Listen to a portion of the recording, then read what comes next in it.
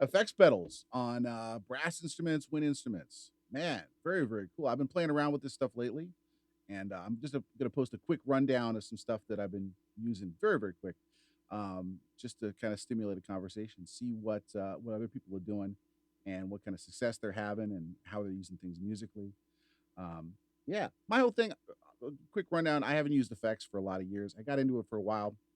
I found a lot of challenges kind of using them live, controlling them live, which I'll talk about in a little bit. Just for horns, because these are designed for guitars mostly. Uh, Sometimes running into issues with feedback and controlling the effects properly on stage. The other issue I ran into was kind of philosophical, was like, an effect is not an idea. And I don't want to use effects to cover up my sound or to compensate for a lack of ideas. I want these to be another layer on top of some fully formed musicality and a great sound. That's why I avoided them for a lot of years. But I'm kind of getting into them now a little bit more, and just give you a quick rundown of what's working for me, what I'm having success and we'll talk through it. Yeah, post in the comments your own experiences with this stuff. I'm using this new pedal by Brett Harrington down in Mobile, Alabama. BrassLabFX they produce. It's called the Appetizer. It's basically a really elegant and very simple but powerful way to get your wind instrument or microphone driven kind of instrument into uh, an effects chain. And I'll post a more detailed review of this later. But this thing is amazing. Basically has some simple ins and outs, Neutrik combo in and out jack or combo in jack that has a quarter-inch and XLR input combined. So you can use microphones, you can use wireless systems with quarter-inch outputs like I kind of have. This is an AMT P808 Q7 mini system going into there. The ins and outs are great. It's got an XLR out and a quarter-inch out. You can send your dry signal to the board through one and your wet signal and blend them together. There's so many possibilities. I'll do another rundown of this, but this is basically the pedal that's allowing me to do this and make it practical to use it live. It has a bass roll-off switch, a level adjustment, so you can really dial in, especially if you're using a low output dynamic mic or something, you can dial in the correct level to trigger effects. Um, and it also has some built-in compression, which for horn players is absolutely, I think, really, really useful when you're going into guitar effects pedals. These instruments are so dynamic; they have such a wide dynamic range that oftentimes you have to just compress that a little bit, or else the effects will go crazy. You'll get all kinds of feedback on stage, unwanted results, right? So that's the first stage in my signal chain. I'll post a picture at some point up here, maybe. Who knows? Um, After that, I've got a noise gate, MXR Smart Gate, basically killing stage noise, but below a certain threshold, just to clean up the signal, to make sure I'm not getting any unwanted feedback. It's also very helpful for that. Those two pedals, the Appetizer and the Smart Gate, are basically what kind of lets this work live, you know. And I'll post more on that later. After that, I'm going into a T-Rex Octavius octave pedal and boost pedal. So it's got a clean boost involved, so that if I'm playing a solo and I need a little bit more volume to cut through the band, I just step on the gas. I don't have to blow my brains out. So here's drive. And then I step on the gas. Right now it's pretty subtle, but you hear it gives it just that extra little boost, so I can cut through. Again, you got to be careful. You got to dial that in, because if if you don't have enough headroom, you get a lot of feedback on that. So octaves, got some octaves. Right now I've got it set to produce a lower and an upper octave. You can mix in how much with your dry signal, but let's try it. This is just a taste of upper and lower octaves.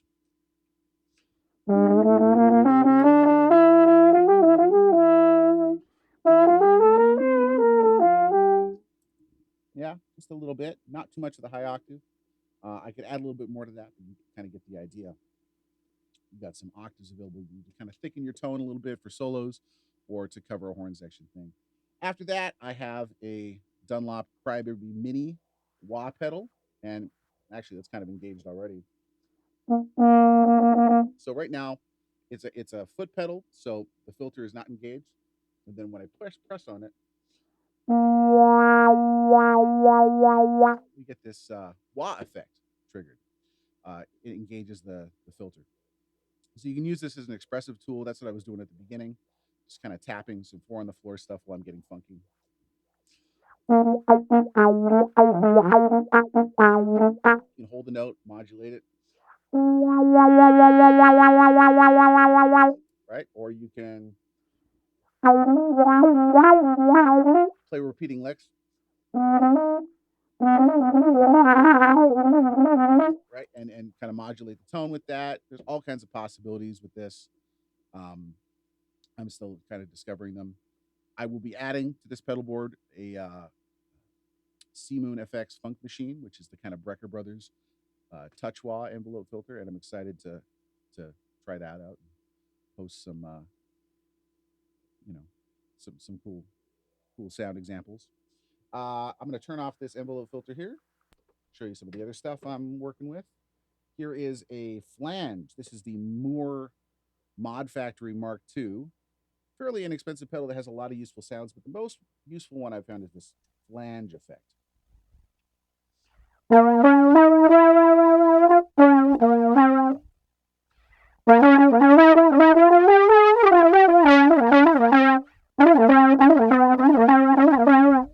Yeah. Kind of wild, right? Yeah.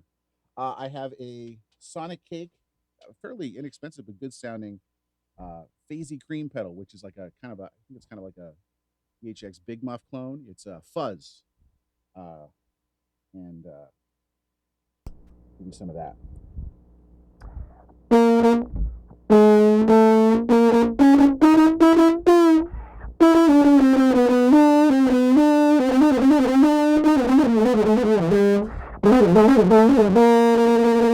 Cool. Like, yeah, great as a solo lead. I'll combine that with some octaves later, and you hear some pretty wild stuff. I'm just playing these effects individually. There's the fuzz effect, which is cool. I have a Sonicake, also Sonicake. They're making some pretty affordable, very versatile pedals. This is a Levitate pedal, which is a combination reverb and delay, which actually has a tap delay. You can dial in the tempo of the delay. This is just some mild reverb dialed in because I'm going to combine this with other effects. But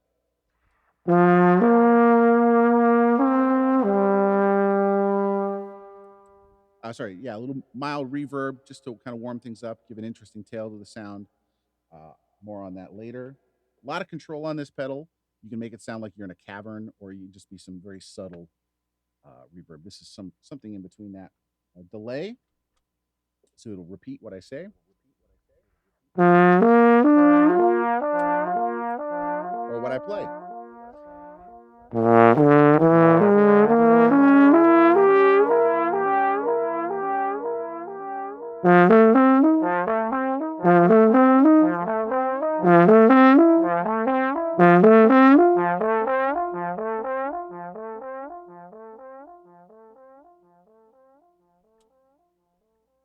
Yeah, so some arpeggiated lines kind of work with that. Play around with playing with the echo, you know.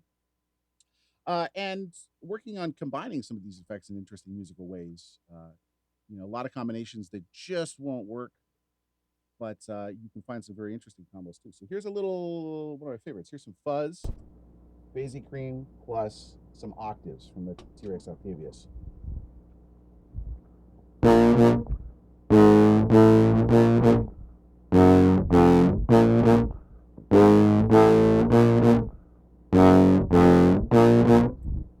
Very cool, right? Sounds like a distorted electric guitar bass section. That's the upper and the lower octave with the fuzz. Cool textural device. Yeah. Here is the. Let's do the wah with the fuzz. You hear this really cool kind of lead sound.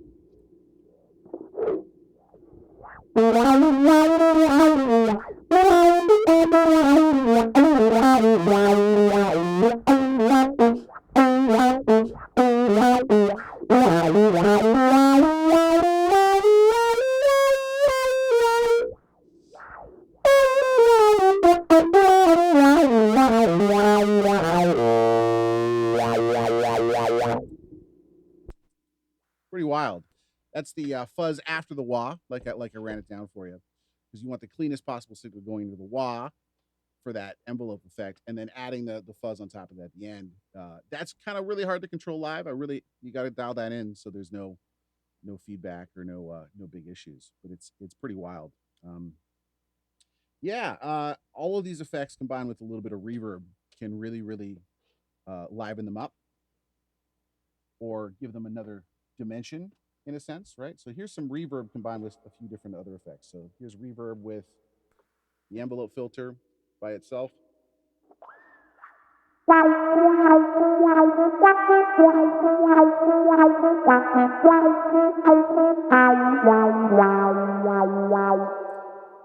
Kind of spacious, right? That tail to the note gives it another dimension. Here's the reverb with the envelope filter and the fuzz, which is like a recipe for feedback if you're not careful with this.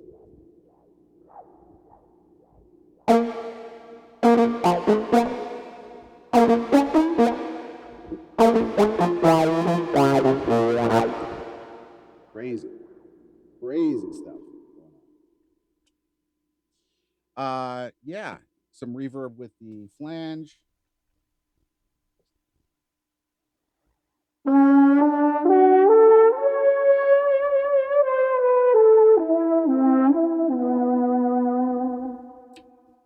Apologies to Tommy Dorsey.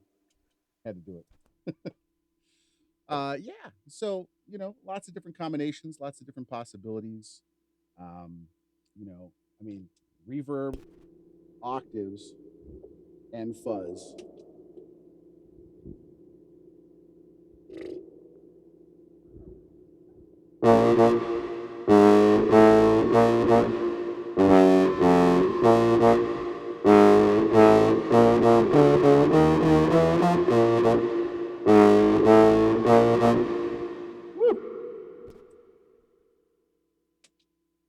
It's large, you know, and playing around with delay on all these things is really fun too. So it's just fun. Adding a dimension to my expressiveness. What I'm finding these days is sometimes the effect or the new tone color stimulates creativity, having that to kind of work with. That's what I like doing. I don't like kind of just throwing an effect over something to try to cover up a not a great sound or an idea that's a little anemic. I like trying to use this to add another dimension to my expressiveness, like a great guitarist would, you know, and to use these in the right context, uh, for sure, could be really effective.